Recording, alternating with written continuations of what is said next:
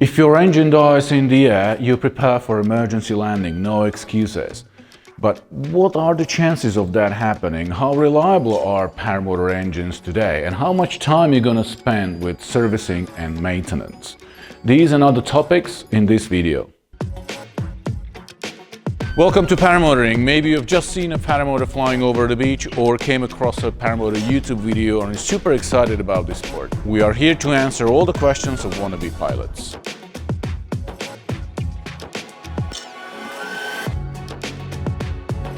I myself, I never ever had an emergency landing due to engine failure. I know it's anecdotal, but actually I have some statistics. We guided more than 1,500 flights in Iceland only, and we never had an emergency situation because of an engine failure.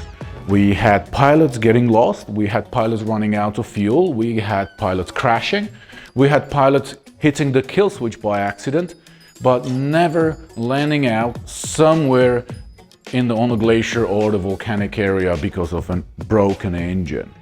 Now I'm saying this to show respect to the great job of the engine manufacturer. I'm saying this to show respect to the great job of our guys here in the workshop doing the maintenance and keeping our engines in really good shape. And I'm saying this to encourage you pilots to be really excited about this sport. Stay excited, but also stay humble. Just because it didn't happen to me doesn't mean it won't happen in the future or it couldn't happen to you. Of course, I have plenty stories of friends having engine outs, and one of them was on a really cool place. We were flying in Arizona over Pinal Air Park, which is an airplane boneyard, like dozens, maybe hundreds of old airplanes just parked there.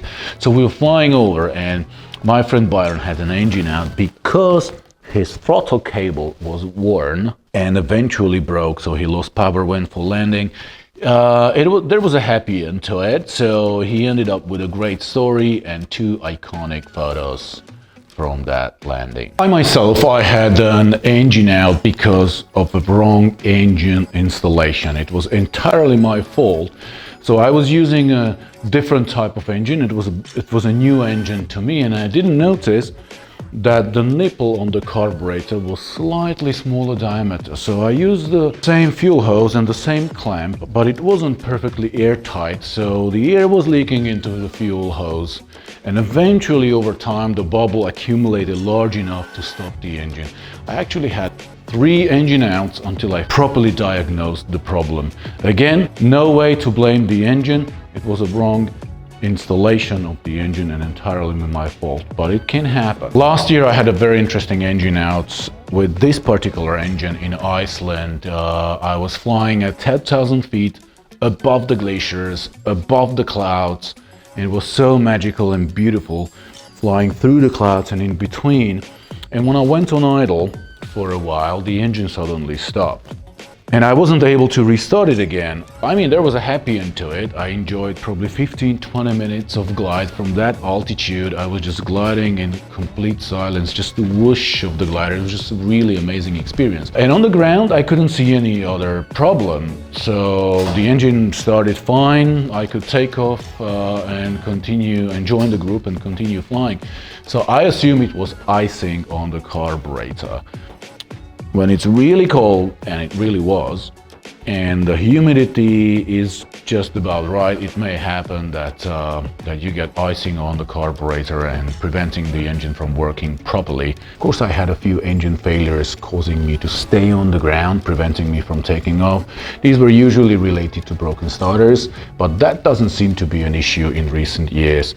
I had a few hairline cracks on the exhaust that I noticed upon landing on the post-flight check, like this one. I had no idea it was there. I couldn't feel any difference in the air, but it happened.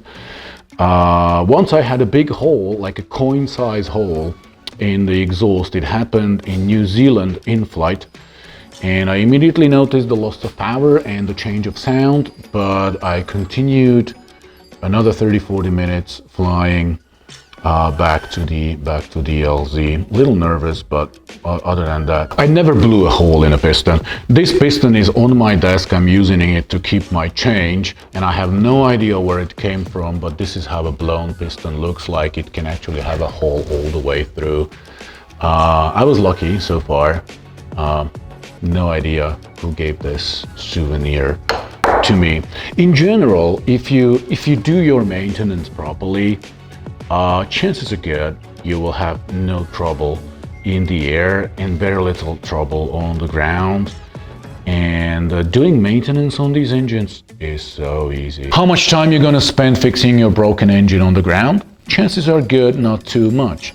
And the more you spend on preventive maintenance, the less likely you will be badly surprised.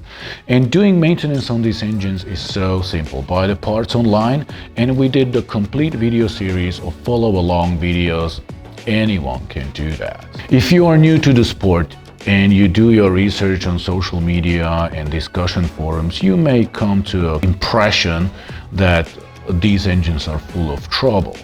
Well, just take into consideration how biased this is, because all these posts are posted by the people who actually have these problems. But there are thousands of other pilots who just don't. And what do they post about? Well, they post all the beautiful and exciting flying videos that brought you here and that got you excited for the sport. So let me recap. Engines are good, and I think they're getting better. Small improvements, but also big ones like the electronic fuel injection I have here. It's not just about the injection. I think that overall the engine may have less trouble if the fuel supply is just perfect.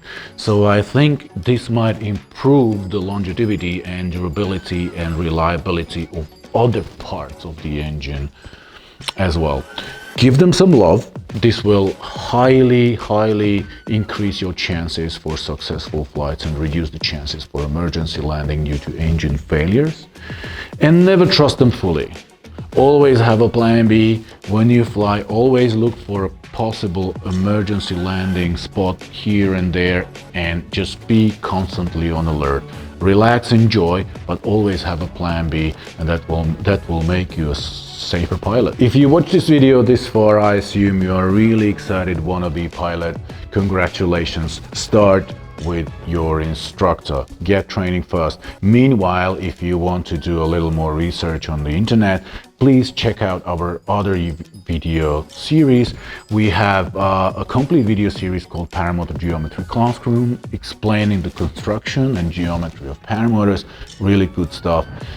Also, another video series called Smarter Pilot, when we perform in-flight and real-life experiments and measurements that will help you to understand your aircraft better. And if you just want to relax, there's a whole bunch of paramotor adventure videos, because this is what we are passionate about. Enjoy. Ciao.